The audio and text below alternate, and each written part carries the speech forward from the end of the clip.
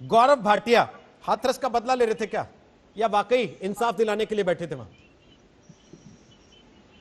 नहीं रोहित जी, इस तरह का प्रश्न आप करते हैं तो मुझे बड़ी शर्म आती है कि आप ऐसा प्रश्न कर आनी रहे भी हैं। चाहिए सर, बिल्कुल अच्छी बात है, आती है बिल्कुल। तो आप मुझे आपको खुशी है कि शर्म आती आनी है। चाहिए, हमें नहीं, आपको। नहीं सर, आपने कहा आती है तो मुझे लगा कि एक आती में होगी, मत अच्छी टोकिए बात है। मुझे, हर चीज को राजनीति का मुद्दा मत बनाया करिए। और सुनिए मेरी बात, सबसे पहले तो ये कैसे मुख्यमंत्री हैं जो भाग रहे हैं?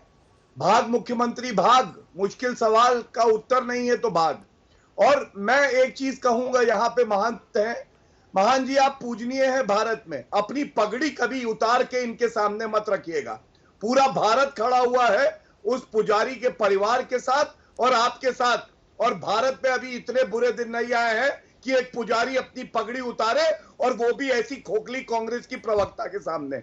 अब मैं सवाल करता हूं और उत्तर दे दीजिएगा। जब उस बच्ची को जला दिया अंधेरी रात में, तब कहां गई थी आपकी संवेदना? इनको चुप कराइए, और वो योगी जी जो भगवा इनको चुप कपड़ों में कराइए। उनका संतत्व कहां महिला गया? है, इनका सम्मान है, लेकिन ये बीच में नहीं बोलेंगी।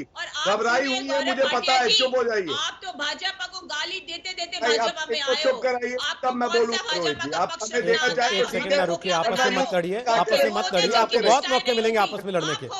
अर्चना जी, गौरव जी, आपको बहुत मौके मिलेंगे आपस में लड़ने के, लेकिन किसी की लाश पे ऐसे लड़ना उचित नहीं है। एक सेकंड, अर्चना जी, गौरव जी मुझे दिखाई दे रहा है, रुक जाइए एक सेकंड, गौरव जी रुक जाइए एक सेकंड।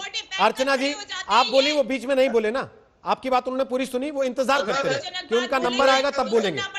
अर्चना जी, अर्चना जी, अर्चना जी, अर्चना जी, आपका जब समय आएगा वापस, आपको उनको जो कहना हो कह लीजिएगा, मुझे आपत्ति नहीं होगी, लेकिन एक एक करके बोल लीजिए। मेरा केवल इतना निवेदन है, और कुछ नहीं कह रहा हूं, एक एक करके सुन तो लीजिए एक दूसरे को कम से कम।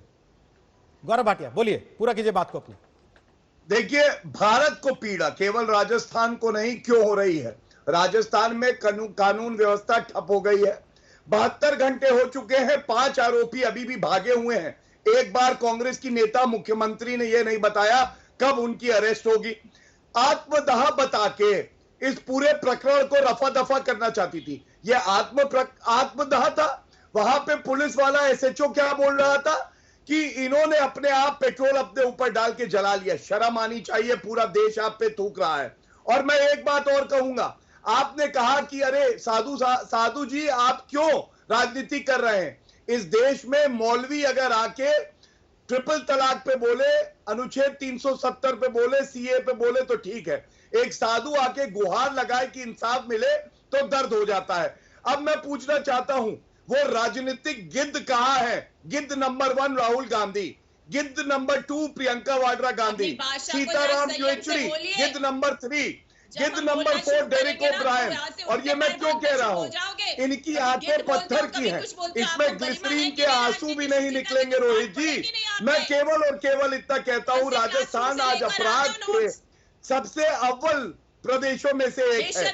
5,997 रेप की वहां पे घटना हुई, और अशोक गहलोत कहते हैं छोटा रेप बड़ा रेप। अच्छा, मैं पूछता हूं, मेरी बहन है, ये छोटा रेप और बड़ा रेप क्या होता है? अशोक गहलोत ने अगर आपको बताया हो तो हमारे देश को बता दीजिएगा। रेप पे, राजस्थान के अपराध पे हम लगातार चर्चा कर रहे हैं, आगे भी करेंगे, लेकिन इस समय एक व्यक्ति के परिवार को पर्याप्त मुआवजा और इंसाफ दिलाने का मसला है। आपने 4 गिद्ध गिनाए अपनी तरफ से कि ये 4 गिद्ध है, तो क्या मैं ये समझूं कि पहली बार जब मैंने सवाल पूछते ही आपने कहा कि बड़ी शर्म आती है, तो आपने वो शर्म सतीश पूनिया जी को गिद्ध सोचते हुए जाहिर की थी, जो आपके वहां के स्थानीय नेता हैं, और उनके नेतृत्व में सारे लोग वहां आवाज उठा रहे थे पुजारी के इंसाफ के लिए? क्या उनको भी गिद्ध मानते हैं आप?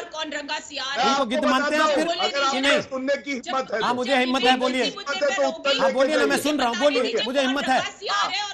सुनिए, हमारी पार्टी के नेता मीना जी जब वहां पहुंचे, उसके बाद उन्होंने समझौता कराया, और अब जो है अंतिम संस्कार हो रहा है। कोई फॉरेन फंडिंग करा के दंगे भड़काने का प्रयास हमने नहीं किया।